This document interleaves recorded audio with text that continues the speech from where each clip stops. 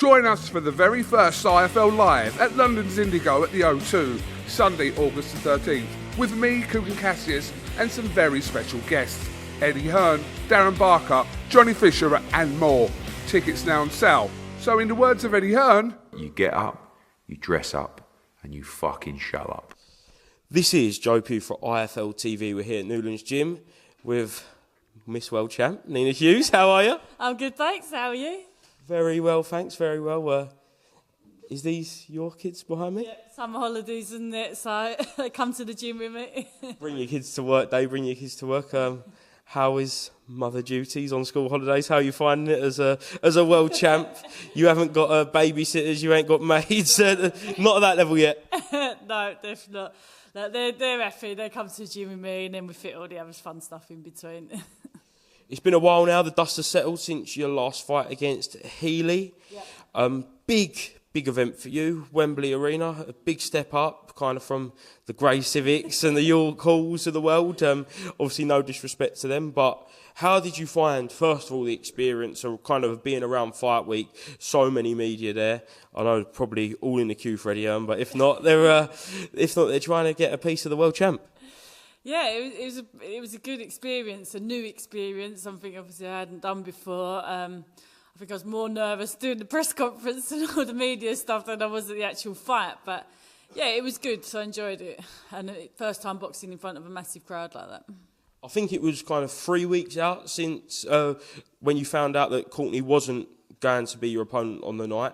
How was training for that, knowing that it wasn't going to be Courtney, and did you have to make any adjustments in the meantime?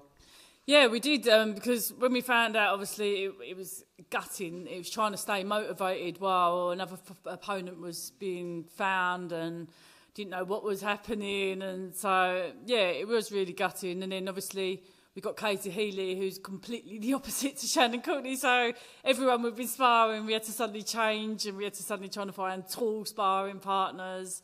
So, yeah, we had to change our game plan, had to change our tactics and change our sparring for the last couple of weeks. I know you, and you're the complete opposite of disrespectful. You would never say anything bad about anyone. But were you disappointed with Shannon Courtney for pulling out that fight? Yeah, I was just gutted. We'd literally focused and trained so hard for that fight. And all I want to do is I want to be in the big fights that people want to see. And that was a massive fight that everyone wanted to see. Like, I had so many people wanted tickets to that fight. Literally, there was so much interest. So when that fight fell through, it was devastating. And that's what I want, just the big fights that people want to see. And obviously Healy come in, you say very, very different style to Shannon Courtney. You made the adjustments, you got the win. She kind of saved the day, didn't she? And full respect to her. Yeah, massive respect to her for stepping in. Put up a good fight. I was happy with my performance. I controlled the fight and got the win. Is that Shannon Courtney fight behind you now, or do you still want to make that one day maybe?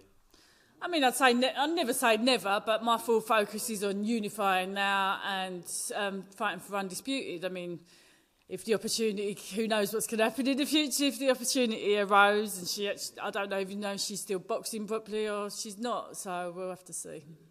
We certainly will. You mentioned unifications there. There's a certain blonde bomber who is the same weight division as you. Yeah. She's a world champion. She's the same promotional company as you. Yeah. It surely makes sense for that fight to happen, doesn't it? 100%. Look, that is the fight I want. I think I've made it quite clear.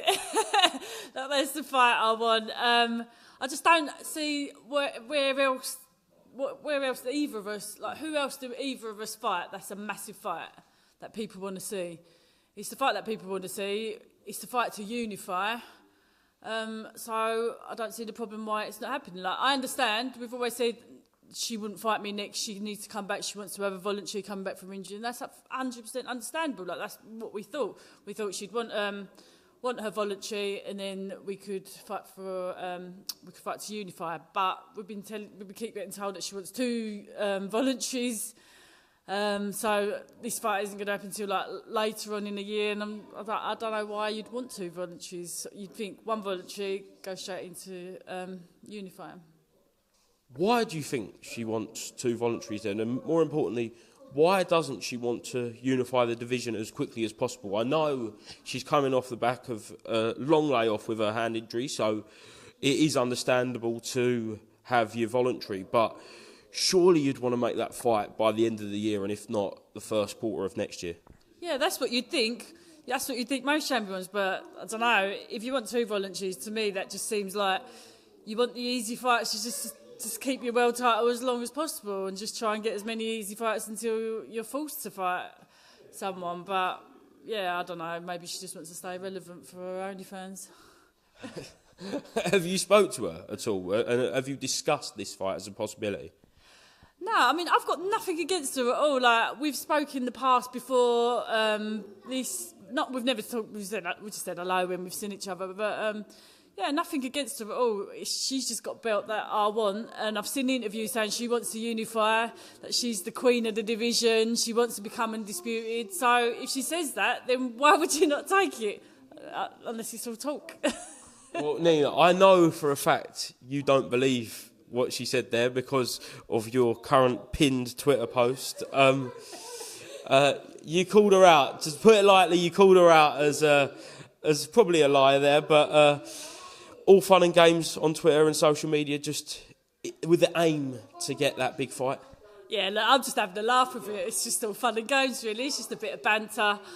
I want the fight, and I'm just proving that if you want the fight, it's an easy fight to make. So if you don't, then that's why it's not happening. She has come out numerous times. She said she is the queen of the division. She is number 1.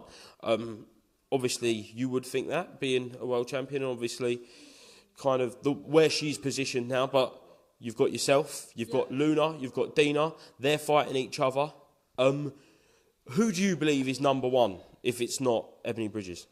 Well, if you look on paper, you've got to say Dina's the number 1 in the division. She's the one ranked Ring Numbers magazine number 1. She's the one, I can't remember how many fights, she's about 16, undefeated. If you look at her resume, who she's fought some top names. So if you look at it that way, you've got to say Dina's the number 1, and it's about the rest of us challenge her and trying to take her number 1 spot, and that's just what I want.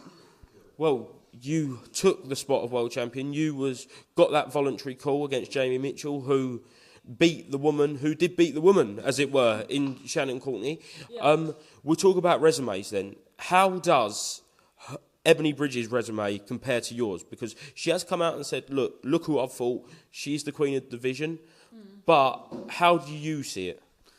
Well, she fought a vacant world title against Shannon Courtney and lost. She come back, she beat Beck Connolly, knocked her out. Then she fought Gangloff, which everyone thought Gangloff won, but she was gifted the decision. Then I think she fought Roman to win the world title. But if you look at Roman's resume, they say she's the longest reigning world champion, but she actually lost during that reign, but kept her title. She lost to the former IBO champion, Melissa Parker. And then, her best win is against Shannon O'Connell in her last fight.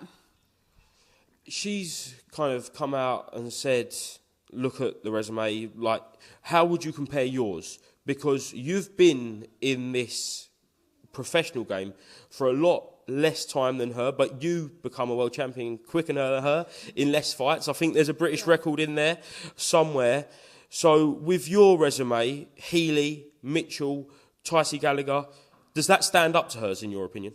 Yeah, definitely. I fought 3 undefeated fighters. I won the Commonwealth, won the WBO International, and I've won the world title. I had a massive amateur career. I had 74 amateur fights, boxed for GB. So if you look at records, I might have not been in the pro game as long, but I've fought the best out there. I remember when Lee first signed you, before you even turned pro, he said he'd been begging you to turn over for so long. So do you think people aren't giving you the credit that you deserve with the fact that you've done so well in the amateurs, you was held in so high regard, and then you come onto the pro scene, you got the opportunity, you took it with both hands, and ultimately you won that world title in record success? Yeah, I think everyone just looks at my age and thinks I'm too old. But yeah, I just want the big fights, and I want to keep proving people wrong. Will that Ebanie Bridges fight happen? Gut feeling? Who knows? I hope so. I really hope so. Hopefully she steps up. Just to finish up then, we are about a month away from Dina versus Luna. Yeah. That's where you want to be, the unification fight. Hopefully it is a semi-final to a final for the middle of next year. How do you see that fight going over in Denmark? I think it's a great 50-50 fight, but I do see Dina getting the win there. I think she's the stronger, busier fighter. Excellent, Nina. Thank you very much for speaking to IFL TV and having me down the gym today. Is there anything else you'd like to mention before we finish up? Just big thanks to everyone, all my sponsors and everyone for their support. Thanks. Excellent. Thank you very much. For the very first IFL Live at London's Indigo at the O2, Sunday, August the 13th, with me, Kugan Cassius, and some very special guests. Eddie Hearn, Darren Barker, Johnny Fisher and more. Tickets now on sale. So in the words of Eddie Hearn, You get up, you dress up, and you fucking show up.